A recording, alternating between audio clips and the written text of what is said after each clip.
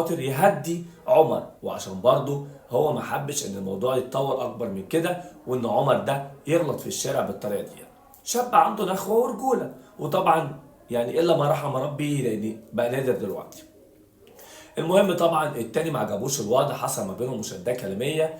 بعد كده وصلت للي هم طبعا مسكوا في بعض، فالتاني مسك حجر كده خرساني وقام نازل على دماغ محمد.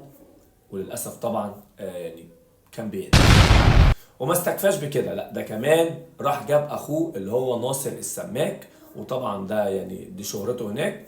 ناصر برضو راح جاب خشبة، والخشبة دي يعني فيها عدة مسامير كده، ونزل برضو على محمد لحد طبعا ما يعني محمد طبعا فقد وعيه.